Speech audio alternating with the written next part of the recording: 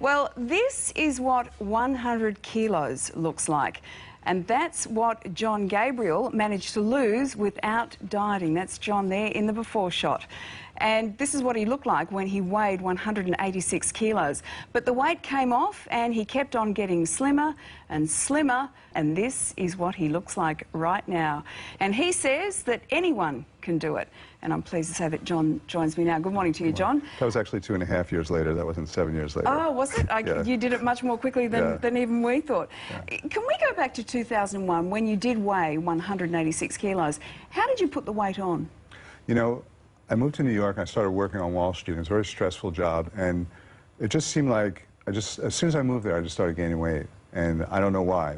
But I knew, in retrospect, I know it had a lot to do with the stress in my life. Mm-hmm. But I started gaining weight, and I really tried to lose it. You know, I gained 5 kilos the first year, 5 kilos, another 5 kilos the year after, and I started going on a diet. And every diet I went on always followed the same approach. There'd be a whole list of things I couldn't have: no wheat, no sugar, no this, no this. I'd follow the diet to the letter. I'd lose weight. I'd lose 5 kilos, and then I'd stop losing weight. I'd have this big binge. I couldn't take it anymore. I'd gain 5 kilos back, and then 2 weeks later, I'd be another 3 kilos heavier. And so I yo-yoed it. Relate to that. And this went on for 11 years. Yeah. And then along came September 11. That was a really significant day for you. Can you explain that? Yeah, well, I was supposed to fly to San Francisco from New York for a business trip, and I always fly from Newark to San Francisco on the United Airlines flight. And just by coincidence, my business partner booked me on another flight. But if I had booked the flight, it would have been the United Airlines flight number 93 that crash landed in Pennsylvania. Yeah. And that was a big turning point for me, because here I had gained over 100 kilos over an 11-year period, and I was sort of killing myself, and it seemed like the universe gave me a second chance. So you decided that diets didn't work, but you knew you wanted to lose the weight. So what was it that you did that really turned things around? Well, I got fed up, and I decided I was never going to diet again, because, like I said, I'd lose weight and then I'd gain more. I'd lose weight, I'd gain more. I decided I'd never diet again. Instead, I'd try to find out why my body wanted to be fat in the first place and what I could do to get it to want to be thin. And I basically dedicated my life to studying the biochemistry of obesity. And I had a very solid biochemistry background from the University of Pennsylvania, and that gave me enough of a background to go through and do all the research on the internet. And I spent hours a day studying biochemistry, and I discovered something really incredible, and that is that our bodies have a fat switch.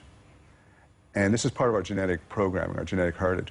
When this fat switch gets activated, your body goes into fat storage mode, and you will gain weight. Because that whole, and I knew this from my experience, because that whole 11 years I was gaining weight, I was really trying to lose weight. I was a very disciplined person. I met with Dr. Atkins himself, face-to-face for over a month. I spent thousands of dollars with him. Went to the Pritikin Institute.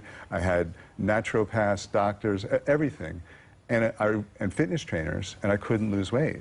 But you must have changed what you were eating. Eventually you do. You see, when the fat switch gets turned off, you're simply not as hungry anymore. So, but how do you turn the fat switch off? There's very specific things that turn the fat switch on. Stresses in your life, such as a nutritional famine. You see, you could be eating 20,000 kilojoules a day, but if you're not getting the specific nutrients your body's starving for, you go into what's called a nutritional famine, and that activates these fat programs. Also, certain stresses in your life, just mental stress, can also cause chemistry that activates these fat programs. So what I did was I devised an approach that went through all the different areas in my life that could be activating this fat switch and turned them off. And one is by managing the stresses in my life, adding certain nutrients my body's starving for, and doing a lot of visualization, which is a very powerful way to get your mind and body to work together.